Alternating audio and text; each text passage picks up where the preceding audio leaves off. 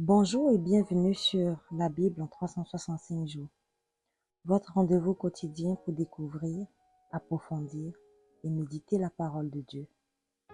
Chaque jour, nous parcourons ensemble un passage de la Bible, de la Genèse à l'Apocalypse, afin de lire et de comprendre les Écritures en une année. Que vous soyez croyant, en quête de spiritualité ou simplement curieux, ce podcast vous accompagne dans un voyage de foi, de sagesse et de réflexion. Prenez quelques minutes chaque jour pour vous imprégner de la sagesse divine et laissez-vous inspirer par ces textes. Ensemble, faisons de cette année une année de transformation spirituelle. Épisode 6. Dans cet épisode, nous ferons la lecture du livre de Genèse du chapitre 21 au chapitre 24. Genèse 21. L'Éternel se souvint de ce qu'il avait dit à Sarah, et l'Éternel accomplit pour Sarah ce qu'il avait promis. Sarah devint enceinte, et elle enfanta un fils à Abraham dans sa vieillesse, au temps fixé dont Dieu lui avait parlé. Abraham donna le nom d'Isaac au fils qui lui était né, que Sarah lui avait enfanté. Abraham circoncit son fils Isaac, âgé de 8 jours, comme Dieu le lui avait ordonné. Abraham était âgé de 100 ans à la naissance d'Isaac son fils. Et Sarah dit, « Dieu m'a fait un sujet de rire. Quiconque l'apprendra rira de moi. » Elle ajouta, « Qui aurait dit à Abraham, Sarah allaitera des enfants. Cependant, je lui ai enfanté un fils dans sa vieillesse. L'enfant grandit et fut sévré, et Abraham fit un grand festin le jour où Isaac fut sévré. Sarah vit rire le fils d'Agar, l'Égyptienne avait enfanté à Abraham. Et elle dit à Abraham, « Chasse cette servante et son fils, car le fils de cette servante n'héritera pas avec mon fils, avec Isaac. » Cette parole déplut fort aux yeux d'Abraham à cause de son fils. Mais Dieu dit à Abraham, « Que cela ne déplaise pas à tes yeux, à cause de l'enfant et de ta servante. Accorde à Sarah tout ce qu'elle te demandera, car c'est d'Isaac que sortira une postérité qui te sera propre. Je ferai aussi une nation du fils de ta servante, car il est ta postérité. » Abraham se leva de bon matin, il prit du pain et une outre d'eau qu'il donna à Agar et plaça sur son épaule. Il lui remit aussi l'enfant et la renvoya. Elle s'en alla et s'égara dans le désert de Beer-Shéba. Quand l'eau de l'outre fut épuisée, elle laissa l'enfant sous un des arbrisseaux et alla s'asseoir vis-à-vis à une portée d'arc, car elle disait, « Que je ne vois pas mourir mon enfant. » Elle s'assit donc vis-à-vis de lui, et leva la voix et pleura. Dieu entendit la voix de l'enfant, et l'ange de Dieu appela du ciel Agar et lui dit, « Qu'as-tu, Agar?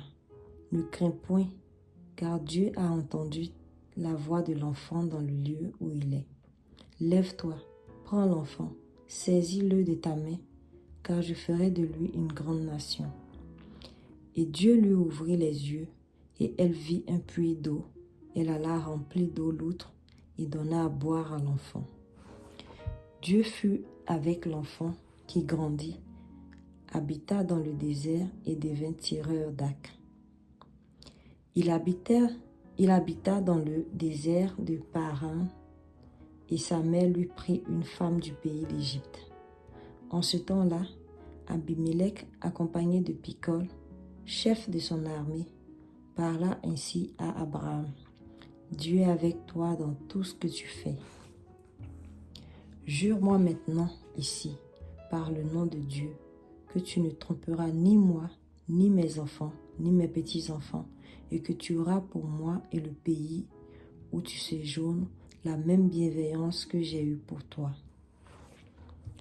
Abraham dit, « Je le jurai. » Mais Abraham fit des reproches à Abimelech au sujet d'un puits d'eau dont s'étaient emparés de force les serviteurs d'Abimelech. Abimelech répondit, « J'ignore qui a fait cette chose-là.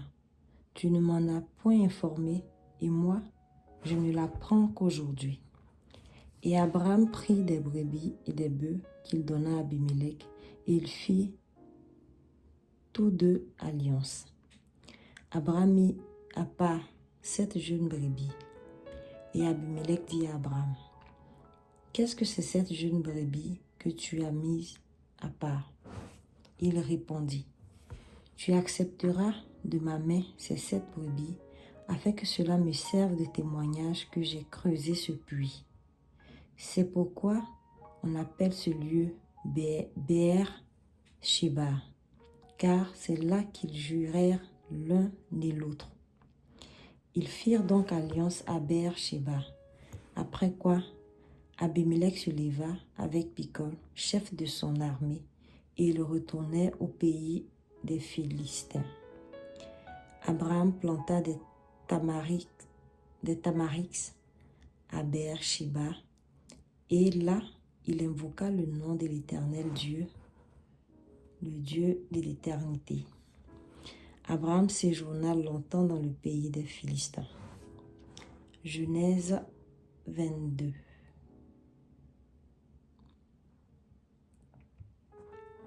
Après ces choses, Dieu mit Abraham à l'épreuve et lui dit, « Abraham » Et il répondit, « Me voici. » Dieu dit, « Prends ton fils, ton unique, celui que tu aimes, Isaac, va-t'en au pays de Morija, et là, offre-le en holocauste sur l'une des montagnes que je te dirai. » Abraham se leva de bon matin, sella son âne, et prit avec lui 2 serviteurs et son fils Isaac. Il fendit du bois pour l'holocauste et partit pour aller au lieu que Dieu lui avait dit. Le 3e jour, Abraham leva les yeux, vit le lieu de loin. Et Abraham dit à ses serviteurs, « Restez ici avec l'âne, moi et le jeune homme, nous irons jusque-là pour adorer et nous reviendrons auprès de vous. » Abraham prit le bois pour l'holocauste, le chargea sur son fils Isaac et porta dans sa main le feu et le couteau. Et ils marchèrent tous deux ensemble. Alors Isaac, parlant à Abraham, son père, dit, « Mon père. » Et il répondit, « Me voici, mon fils. » Isaac reprit, « Voici le feu et le bois, mais où est l'agneau pour l'holocauste ?» Abraham répondit, « Mon fils, Dieu se pourvoira lui-même de l'agneau pour l'holocauste. » Et ils marchèrent tous deux ensemble. Lorsqu'ils furent arrivés au lieu que Dieu lui avait dit, Abraham y éleva un autel et rangea le bois. Il lia son fils Isaac et le mit sur l'autel par-dessus le bois. Puis Abraham étendit la main et prit le couteau pour égorger son fils. Alors l'ange de l'Éternel l'appela des cieux et dit, « Abraham, Abraham !» Et il répondit, « Me voici. » L'ange dit, « N'avance pas ta main sur l'enfant et ne lui fais rien, car je sais maintenant que tu crains Dieu et que tu ne m'as pas refusé ton fils, ton unique. » Abraham leva les yeux et vit derrière lui un bélier retenu dans un buisson par les cornes. Et Abraham alla prendre le bélier, il l'offrit en holocauste à la place de son fils. Abraham donna à ce lieu le nom de Jéhovah-Jireh. C'est pourquoi l'on dit aujourd'hui, à la montagne de l'Éternel, il sera pourvu. L'ange de l'Éternel appela une seconde fois Abraham des cieux, et il dit, « Je le jure par moi-même, parole de l'Éternel, parce que tu as fait cela et que tu n'as pas refusé ton fils, ton unique, je te bénirai et je multiplierai ta postérité comme les étoiles du ciel et comme le sable qui est sur le bord de la mer, et ta postérité possédera la porte de ses ennemis. Toutes les nations de la terre seront bénies en ta postérité, parce que tu as obéi à ma voix. Abraham étant retourné vers ses serviteurs, ils se levèrent et s'en allèrent ensemble à Beer-Shéba, car Abraham demeurait à Beer-Shéba. Après ces choses, on fit à Abraham un rapport en disant, Voici Milca a aussi enfanté des fils à Nachor ton frère. Outs, son premier-né, Buz, son frère, Kemuel, père d'Aram, Kézed, Hazo, Pildash, Jidlaph et Bethuel. Bethuel a engendré Rebecca. Ce sont là les 8 fils de Milca, les 8 fils que Milca a enfantés à Nachor, frère d'Abraham. Sa concubine, nommée Reuma, a aussi enfanté Tébash, Gam, Taash et Maaka. Genèse 23.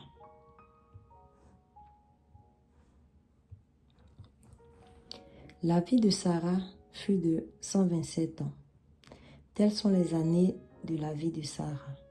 Sarah mourut à Kirjat Arba, qui est Hébron, dans le pays de Canaan. Et Abraham vint pour mener deuil sur Sarah et pour la pleurer. Abraham se leva de devant son mort et parla ainsi au fils de Heth. Je suis étranger et habitant parmi vous. Donnez-moi la possession d'un sépulcre chez vous pour enterrer mon mort et l'ôter de devant moi. Les fils de Heth répondirent à Abraham en lui disant, Écoute-nous, mon Seigneur, tu es un prince de Dieu au milieu de nous. Enterre ton mort dans celui de nos sépulcres que tu choisiras. Aucun de nous ne te refusera son sépulcre pour enterrer ton mort. Abraham se leva et se prosterna devant le peuple du pays, devant les fils de Heth. Et il leur parla ainsi. Si vous permettez que j'enterre mon mort et que je l'ôte de devant mes yeux, écoutez-moi et priez pour moi, Ephron, fils de Sochar, de me céder la caverne de Macpéla, qui lui appartient à l'extrémité de son champ, de me la céder contre sa valeur en argent, afin qu'elle me serve de possession sépulcrale au milieu de vous.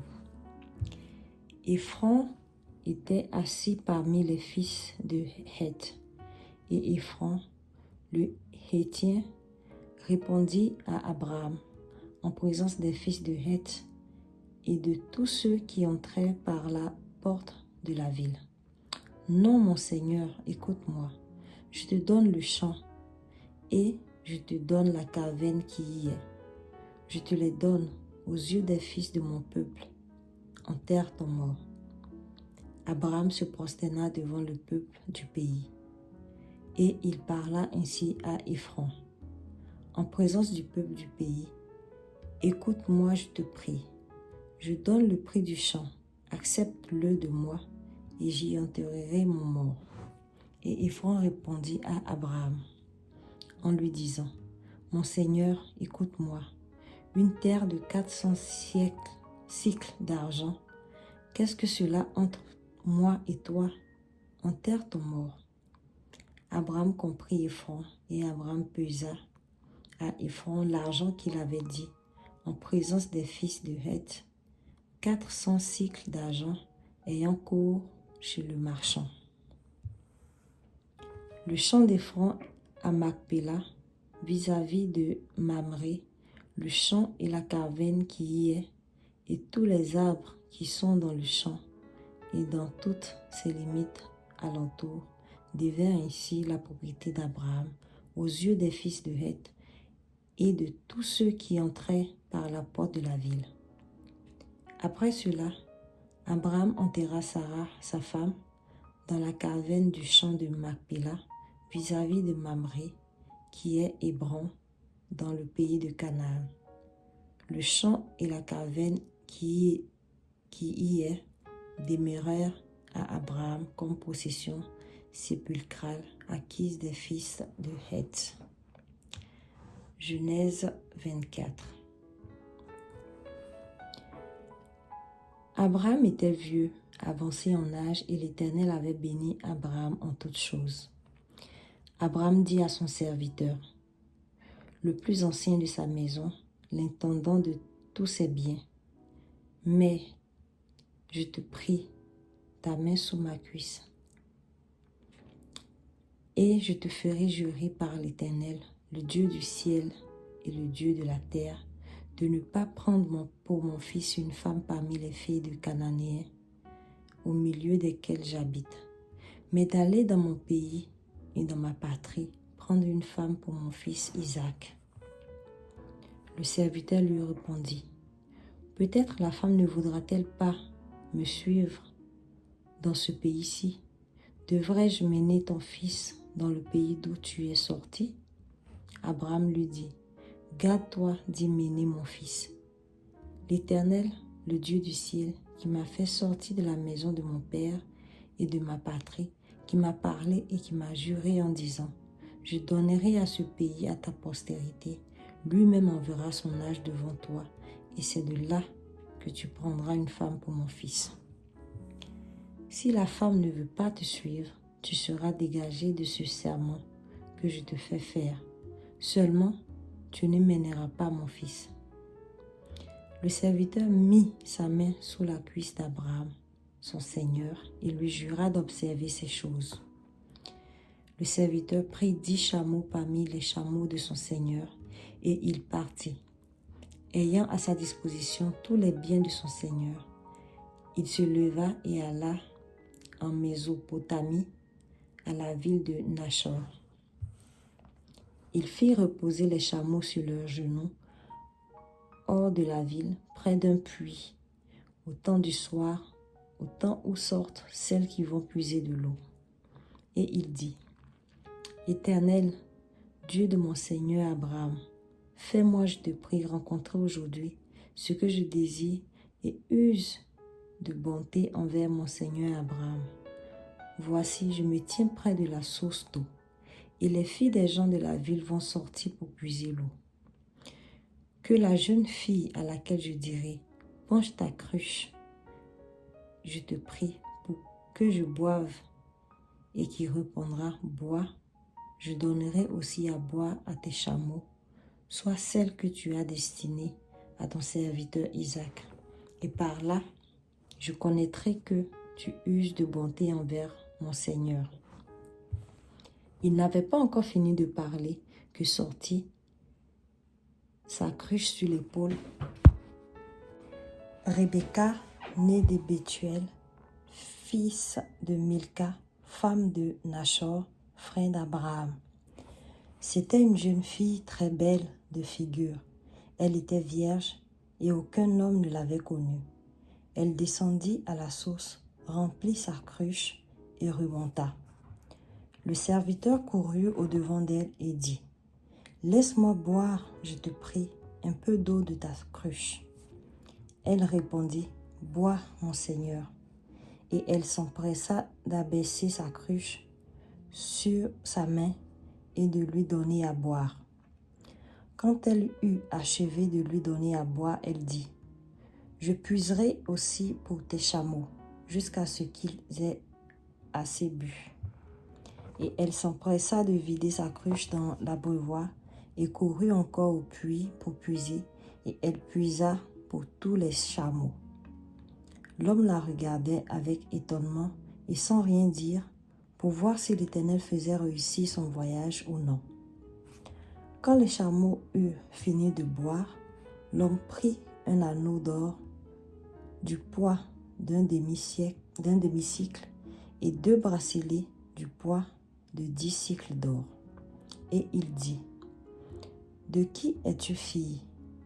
Dis-le-moi, je te prie. » Y a-t-il dans la maison de ton père de la place pour passer la nuit? Elle répondit, je suis la fille de Bethuel, fils de Milca et de Nachor. Elle lui dit encore, il y a chez nous de la paille et du fourrage en abondance, et aussi de la place pour passer la nuit. Alors l'homme s'inclina et se prosterna devant l'Éternel en disant, béni soit l'Éternel, le Dieu de mon Seigneur Abraham, qui n'a pas renoncé à sa miséricorde et à sa fidélité envers mon Seigneur. Moi-même, l'Éternel m'a conduit à la maison des frères de mon Seigneur. La jeune fille courut raconter ces choses à la maison de sa mère. Rebecca avait un frère nommé Laban, et Laban courut dehors vers l'homme près de la source. Il avait vu l'anneau et les bracelets aux mains de sa sœur, et il avait entendu les paroles de Rebecca, sa sœur, disant, ainsi m'a parlé l'homme. Il vint donc à cet homme qui se tenait auprès des chameaux vers la source, et il dit, viens, béni de l'Éternel, pourquoi resterais-tu dehors? J'ai préparé la maison et une place pour les chameaux. L'homme arriva à la maison. Laban fit décharger les chameaux, et il donna de la paille et du fourrage aux chameaux, et de l'eau pour laver les pieds de l'homme et les pieds des gens qui étaient avec lui. Puis il lui servit à manger, mais il dit, je ne mangerai point avant d'avoir dit ce que j'ai à dire. Parle, dit Laban. Alors il dit, je suis serviteur d'Abraham. L'Éternel a comblé de bénédictions mon Seigneur, qui est devenu puissant. Il lui a donné des brebis et des bœufs, de l'argent et de l'or, des serviteurs et des servantes, des chameaux et des ânes. Sarah, la femme de mon Seigneur, a enfanté dans sa vieillesse un fils à mon Seigneur, et il lui a donné tout ce qu'il possède. Mon Seigneur m'a fait jurer en disant, tu ne prendras pas pour mon fils une femme parmi les filles de Cananéens, dans le pays desquels j'habite, mais tu iras dans la maison de mon père et de ma famille prendre une femme pour mon fils. J'ai dit à mon Seigneur, peut-être la femme ne voudra-t-elle pas me suivre? Et il m'a répondu, l'Éternel, devant qui j'ai marché, enverra son ange avec toi et fera réussir ton voyage. Et tu prendras pour mon fils une femme de la famille et de la maison de mon père. Tu seras dégagé du serment que tu me fais quand tu auras été vers ma famille. Si on ne te l'accorde pas, tu seras dégagé du serment que tu me fais. Je suis arrivé aujourd'hui à la source et j'ai dit, Éternel Dieu de mon Seigneur Abraham, si tu daignes faire réussir le voyage que j'accomplis, voici je me tiens près de la source d'eau, et que la jeune fille qui sortira pour puiser, à qui je dirai, laisse-moi boire, je te prie, un peu d'eau de ta cruche, et qui me répondra, bois toi-même, et je puiserai aussi pour tes chameaux, que cette jeune fille soit la femme que l'Éternel a destinée au fils de mon Seigneur.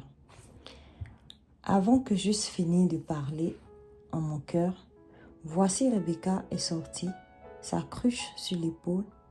Elle est descendue à la source et a puisé. Je lui ai dit, donne-moi à boire, je te prie. Elle s'est empressée d'abaisser sa cruche de dessus de son épaule et elle a dit, bois et je donnerai aussi à boire à tes chameaux. J'ai bu et elle a aussi donné à boire à mes chameaux. Je l'ai interrogée et j'ai dit, de qui es-tu fille? Elle a répondu, je suis fille de Bethuel, fils de Nachor et de Milca. J'ai mis l'anneau à son nez et les bracelets à ses mains. Puis je me suis inclinée et prosternée devant l'Éternel et j'ai béni l'Éternel, le Dieu de mon serviteur Abraham, qui m'a conduit fidèlement afin que je prisse la fille du frère de mon Seigneur pour son fils. Maintenant, si vous voulez user de bienveillance et de fidélité envers mon Seigneur, déclarez-le-moi, sinon déclarez-le-moi et je me tournerai à droite ou à gauche.